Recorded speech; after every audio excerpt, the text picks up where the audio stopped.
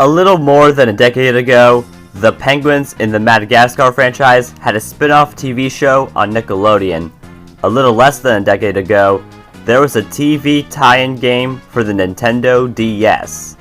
The show and the game were a fraction of my years as a kid. Is the game as cool as the Penguins and the show that entertained children? That's for me to say and for you to listen. The game has a story and gameplay elements, so Rico has just given you the spoiler alert sign you've been looking for.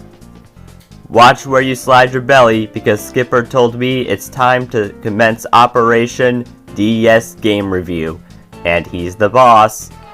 Hey, I'm Owen, the fiction fanboy, and here's my review on the Penguins of Madagascar DS. On your first time playing, the members of Team Penguin, that's their group name in the game, will say who they are and you'll learn the basics: moving, jumping, and special abilities. Skipper can double jump, make nearby teammates move with him, and have them all stacked to swing across huge gaps and reach levers that are too high. Kowalski can hack doors and other obstacles, as well as make bridges, catapults, and other inventions needed to continue in the stages. Rico can blow up stuff and shoot projectiles at targets. Private can crawl through pipes, climb at some heights, and use a charm. There are 3 main chapters in the game's story. Cake 2.0 is about Team Penguin hosting King Julian's birthday party. Missing Mort has the heroes try to find Mort. And in Snow Day, the flightless birds task themselves with blowing away the snow that came to the zoo. Each chapter has 10 levels, and most levels have 5 stages.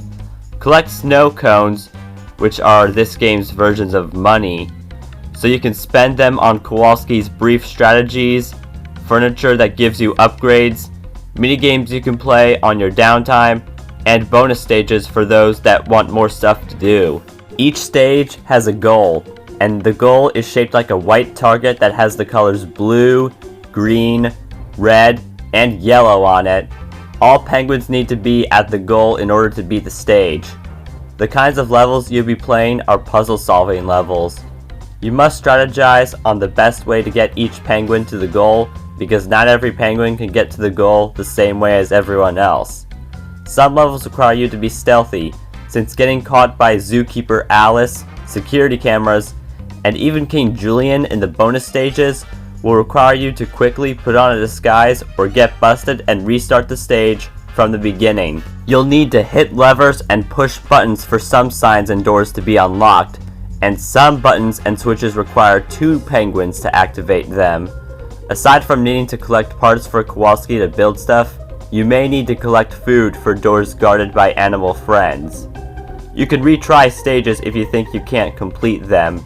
And something beneficial about getting materials for building and food for friends is that you can drag them to nearby teammates using the touch screen in case only one certain penguin can get those things to where they need to be.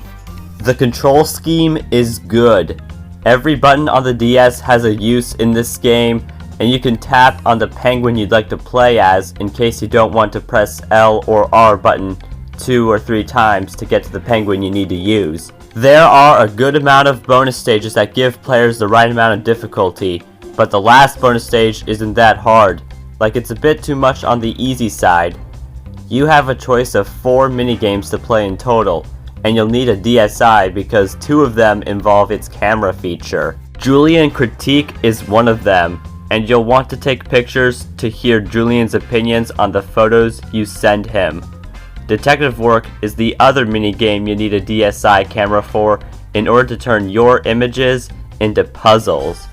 Julian Launch has the best use of the mic, the stylus, and the control pad all in one minigame due to the fact that you inflate the king's bounce house by blowing into the mic, tap with the correct timing to make Julian bounce, and use the control pad to move Julian to grab snow cones in the medium and difficult level options. Ninja Knockdown is the last minigame, and you'll be knocking down ninja bowling pins and more as Team Penguin. As a kid, the game was a lot of good. Playing it again recently though, it's fine. I stated the things on the bright side earlier in the review, so why do I think the game is just okay now? Well, there are some frame rate drops in some of the levels, handheld game or not. You'll be hearing the same cutscene music in every cutscene, no new music anywhere, and some levels either have super short cutscenes or no cutscenes at all. The graphics on every character are alright, but look at Mort at the end of Missing Mort. He's kind of creepy. Most of the time, you'll be building the same bridge. Like, why can't we use the shooter, teleportation pad, and catapult more often? Dialogue can be repetitive, and it feels like the development team ran out of unique catchphrases for each penguin, that they all have 2 or 3 lines they all say. And finally, they missed an opportunity for multiplayer so we can compete in minigames or work together to beat levels faster and in a more fun way. Team Penguin wanted kids to play a game they star in when they are alone, and I'd say they did a good job on that. 3.5 out of 5 stars is what I'm awarding this game. If you have kids that would want to solve puzzles as wacky penguins, then you can give this game a shot and help kids accomplish their missions to make them occupied. Want more fiction? Then please do what my friends say, comment below, and follow me on Instagram for thumbnail previews and teasers for upcoming YouTube videos. Fiction Fanboy has finished this video. Everyone keep fantasizing, and good night-o!